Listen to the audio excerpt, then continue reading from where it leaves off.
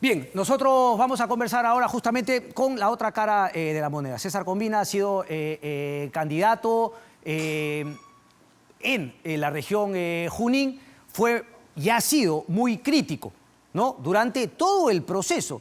No solamente cuando Perú Libre se presentó, sí, pasa por favor, César. No solamente cuando Perú Libre se presentó, gracias por estar aquí, muy buenas noches, adelante por favor. No solamente cuando se presentó, sino incluso desde antes, cuando él candidateó también al gobierno regional, incluso fue víctima de una campaña sucia llevada a cabo por Vladimir Cerrón y sus compañeros de partido. César Combina, gracias por estar aquí. Buenas noches, Cristian. Un gusto. Quiero empezar solidarizándome con todas las víctimas de los ataques terroristas en Israel y especialmente llamar la atención a la presidenta Dina Boluarte por la falta de acción para proteger a nuestros compatriotas. Son 2.000 peruanos que viven en Israel y merecen tener un Estado que ya tenga planificado cómo poder ayudarlos.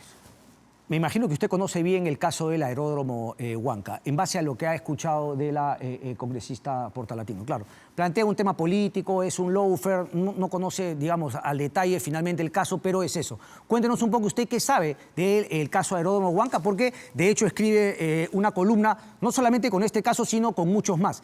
¿Qué se dio en el aeródromo Huanca? ¿Hubo efectivamente, digamos, salió dinero o era la promesa de darle dinero a quien iba a ser justamente el constructor que no se llega a dar? Su punto de vista, por favor. Escuché completamente la entrevista de la señora Portalatino y muestra que está completamente perdida en el tema.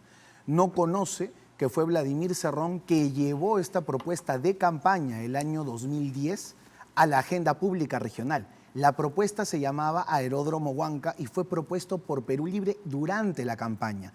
Luego, Vladimir Cerrón, aprovechando su mayoría en el Consejo, aprueba un acuerdo de consejo y mueve las fichas de todos sus funcionarios del ámbito burocrático del gobierno regional para producir informes que sustenten un aeródromo que no tiene ni pies ni cabeza. A menos de 40 kilómetros de Huancayo hay un aeropuerto funcional, comercial, que es el aeropuerto Francisco Carlé. Inclusive, esta propuesta de aeródromo Huanca no tiene ni siquiera un estudio de vientos. Los estudios de vientos para un aeropuerto se hacen por más de 20 años. No se puede inventar aeropuertos por un decreto, por una ley o por una norma. Y es una vergüenza que nos quieran ver la cara de tontos a toda la región Junín y a todo el país. Afortunadamente, parece que hay 3 jueces en la Corte Superior de Junín que no ha permitido que así sea. Pero yo quiero llevarte, César, digamos, al tema porque tú también has sido parte de, en un momento, ¿no?, de tu carrera política, de Fuerza Popular y de APP. Y mi opinión, que la he manifestado muchas veces en este programa, es que APP y Fuerza Popular no solamente han sido, son cómplices de Vladimir Cerrón, y es más, APP, liderados por César Acuña, habrían de alguna manera ideado la ley 31751, por la cual el presidente del Congreso salió libre de su caso, y también era el acuerdo con Perú Libre para que Vladimir Cerrón le dé los votos a esta alianza que hay hoy en el Congreso. Tu punto de vista, por favor. No solamente son culpables los que cometen el delito, también son culpables por los tibios que se quedan callados y que no dicen las cosas como son. Peor aún, que se alían y que buscan... ¿Hubieses esperado una mención de APP o Fuerza Popular, el Congreso de la República? Hasta el día de hoy lo que vemos es blindaje. No hay una mención en ningún tuit, ningún candidato presidencial, la señora Keiko Fujimori, César Acuña, pero el resto tampoco. Nadie ha mencionado esto en un tema público diciendo que Cerrón no es un político, sino que es un criminal. ¿Por qué? Porque todos tienen rabo de paja, se han sentado a conversar con ellos. Ningún congresista ha dicho las cosas como son. Me sorprende que en campaña los que el día de hoy están en la mesa directiva y que no tienen miedo en sentarse con Valdemar Cerrón, en campaña llamaban a Vladimir Cerrón criminal, líder de organización criminal. Pero como ya pactaron y ya acordaron, se entibiaron las cosas. Mientras tanto, somos millones de peruanos que nos venimos enfrentando el día a día contra hay una corriente ahora que te dicen, pero no seas tan radical, porque parte, ¿no?, de, digamos, ¿no?, el trabajo político es dialogar en el Congreso. No critiques esas cosas. ¿Cuál es tu respuesta? Porque claro, uno diría, una cosa es negociar y dialogar con cosas sobre la mesa y otra es hacer pactos criminales para liberar de prisión a los delincuentes. Así es. Hay que separar claramente lo que es la política de la criminalidad. Y cuando tú normalizas al criminal en política, estás cometiendo también complicidad y estás ayudando a que todo esto, a que toda la corrupción, a que toda la mafia participe del gobierno. El día que se sentaron a dialogar Perú Libre, Fuerza Popular, Avanza País, Alianza para el Progreso y otros partidos que los apoyaron a la mesa directiva, ya Cerrón tenía una condena. Es decir, era un criminal. El día de hoy tenemos una segunda condena y las condenas no van a dejar de llegar, Cristian, porque a diferencia de lo que dice la señora Portalatino y a diferencia de lo que dice Margot Palacios, el delito existe. Tú lo has señalado muy bien.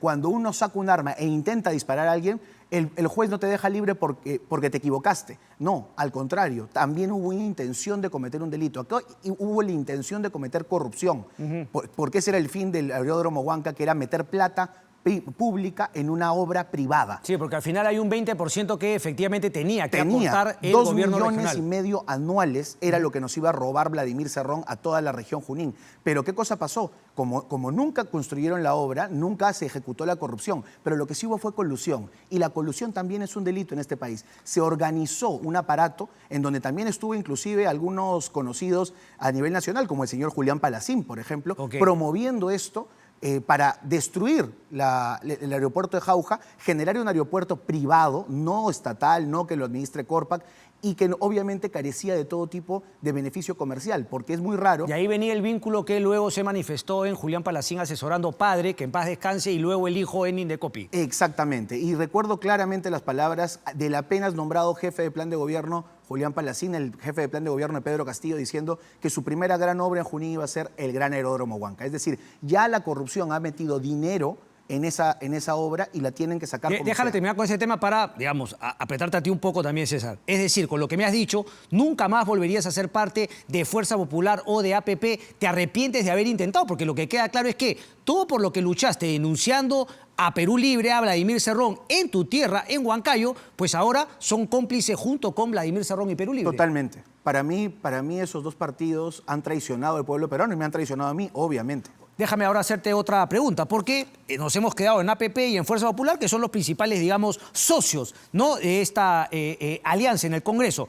Carlos Paredes hoy en el diario El Comercio dice: Cerrón, aunque lo nieguen, es parte de la alianza para que todos lleguen al 2026. La presidenta Boluarte y el Ejecutivo también dependen de él. Todavía maneja los votos necesarios para mantener el precario equilibrio del pacto de gobierno. Y Cerrón sabe cómo hacerlos valer. Antes de que me respondas el fondo del tema, en base a esto que te he leído, y también lo comentas en tu columna, en una entrevista en Diario Expreso, ¿hay complicidad de este gobierno respecto a no haber tomado las medidas sabiendo la posibilidad de que haya prisión efectiva, como de hecho fue la sentencia del tribunal en Junín? Yo creo que sí hay complicidad abierta de este gobierno. Lo dices en la entrevista también que ese ministro debería, pero ¿tú crees que lo van a censurar este Congreso? Este Congreso no lo va a censurar. Lo que tenemos que exigir los ciudadanos es que ya pasando 48 horas de la no detención y ni siquiera habiendo tomado las medidas básicas para poder generar su captura, el señor tiene que renunciar.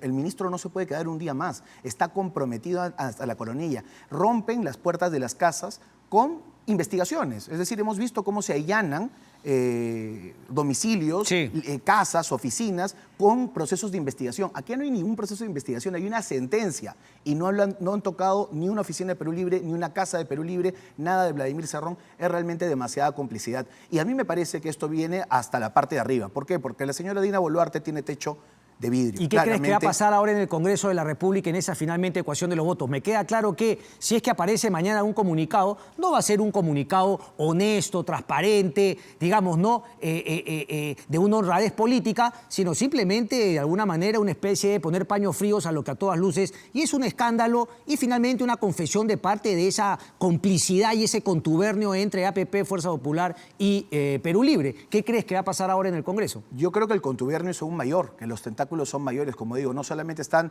los partidos de la mesa directiva, sino también están los ex partidos que formaron parte de la coalición de Pedro Castillo, está el gobierno actual, y creo que lo que está haciendo el día de hoy, mientras que nosotros estamos hablando, Vladimir Cerrón, es negociar sus votos. Yo he escuchado en todas las entrevistas que han dado sus voceros, incluido a la señora Portalatino, que lo que se está haciendo es amenazar. Básicamente están negociando sus votos y diciendo, si ustedes atacan a Vladimir Cerrón, si algún político pide prisión efectiva, si algún político manda una carta al ministro del Interior presionando para su captura, no cuenten con nuestros 14 votos. Pero y ya sabemos entonces, digamos, que esos votos están en negociación. Pero entonces la negociación es silencio o finalmente voto en contra o van a pedir algo más, porque, discúlpame, pero conociendo el descaro con el cual aprobaron la ley 31751, a mí no se me sorprendería que saquen otra ley igual de vergonzante tratando de alguna manera de limpiar a Vladimir Cerrón, no solamente de este caso, sino de los otros 18 que tiene pendiente. Así es, y el equilibrio de poderes en estos momentos es muy frágil. Esos 14 o 15 votos que tiene Vladimir Cerrón y que lo sigan, porque son parte de todos, de una organización criminal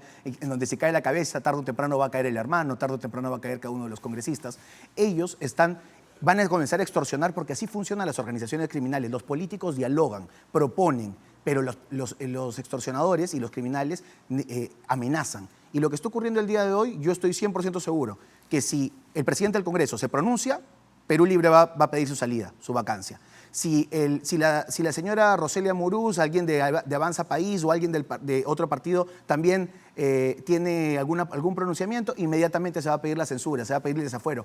Y eso es lo que se dedican a hacer ellos. Lo han hecho en Junín. Pero tú crees que valga tanto el sacrificio, además por 14 votos en el Congreso de la República, no hay otras fuerzas que puedan justamente complementar, porque siendo honestos también y pragmáticos, es finalmente un candidato menos. Claro, ¿no? Que lo que dice que la izquierda volverá a ganar, que ahora queda claro, es parte, pues, ¿no?, del argumento, de la excusa de Vladimir Cerrón de fugar. Pero dentro del pragmatismo también uno podría pensar, bueno, Vladimir Cerrón queda fuera de la carrera para el 2026. Pero ¿acaso alguno de los políticos que tiene representación nacional el día de hoy tiene algún futuro para el 2026?